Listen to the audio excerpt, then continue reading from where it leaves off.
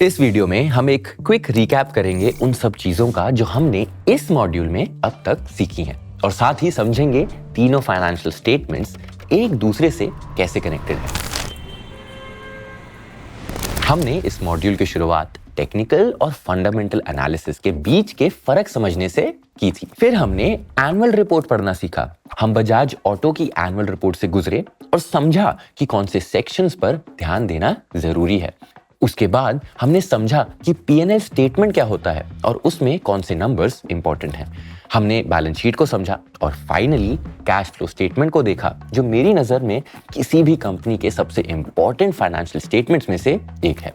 हमने ये भी देखा कि कैश फ्लो स्टेटमेंट को कैसे देखते हैं और उससे अपनी फंडामेंटल एनालिसिस जर्नी की शुरुआत कैसे करते हैं। चलिए अब समझते हैं कि ये तीनों फाइनेंशियल स्टेटमेंट्स एक दूसरे से कैसे जुड़ी हैं। इनमें से कोई भी स्टेटमेंट अकेले में नहीं देखनी चाहिए, क्योंकि असल में तीनों स्टेटमेंट्स एक दूसरे से कनेक्टेड होती हैं। जैसे कि आपकी P&L स्टेटमेंट में कंपनी की बॉटम लाइन यानी कि प्रॉफिट आफ्टर टैक्स सीधा बैलेंस शीट में जाता है, रिजर्व्स एंड सरप्लस सेक्शन में, जो कि बैलेंस शीट की लायबिलिटी साइड पर होता है। अब बैलेंस शीट की एसेट साइड पर कंपनी की कैश पोजीशन भी होती है। ये नंबर कैश फ्लो स्टेटमेंट से आता है। तो कैश फ्लो स्टेटमेंट की लास्ट लाइन जो नेट कैश है, वो बैलेंस शीट के एसेट साइड में जाता है और करंट एसेट्स में बैठ जाता है। इसके अलावा P&L साइड पर ईयरली डेप्रिसिएशन नंबर भी होता है, जो P&L स्टेटमेंट की एक्सपेंस साइड में होता है। ये नंबर P&L से जाके बैलेंस शीट के अक्यूमुलेटेड डेप्रिसिएशन में आपको दिखता है।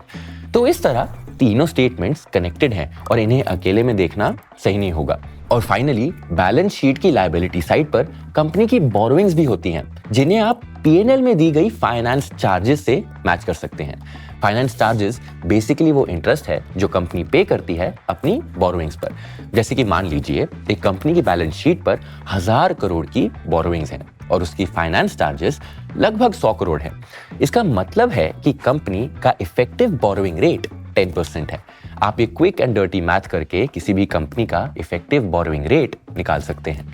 वीडियो को खत्म करने से पहले मैं आपको उन की लाइन आइटम्स के बारे में बताता हूं जिन पर आपको फाइनेंशियल स्टेटमेंट एनालाइज करते वक्त ध्यान देना चाहिए।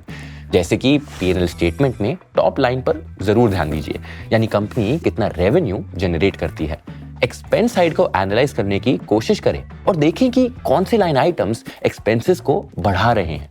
ये समझने की कोशिश करें कि वो क्यों बढ़ रहे हैं और कंपनी के लिए इतना कॉस्टली क्यों हो रहा है।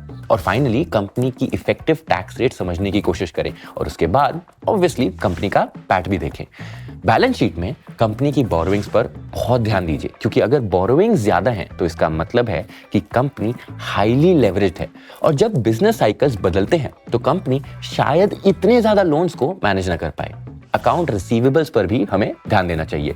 ये इंश्योर करें कि वो बहुत ज्यादा ना हो, क्योंकि आप नहीं चाहेंगे कि कंपनी का बहुत सारा पैसा रिसीवेबल साइड में फंसा हुआ है। ये वो पैसा है जो कंपनी को अपने कस्टमर से अभी आना है और उनको उधार दिया हुआ है। इसके अलावा कंपनी के पास कितना कैश है उस पर भी ध्यान दीजिए। इससे आपको पता चलता है कि अगर बिजनेस सिचुएशन बदल जाए, जैसे कि कोविड में हुआ था, तो कंपनी के पास कितना कैपिटल अवेलेबल है। कैश फ्लो की बात करें तो तीनों लाइट आइटम्स पर ध्यान दीजिए, यानी कि cash flow from investing, operating and financing activity. इस वीडियो के कुछ की टेकअवेज ये रहे।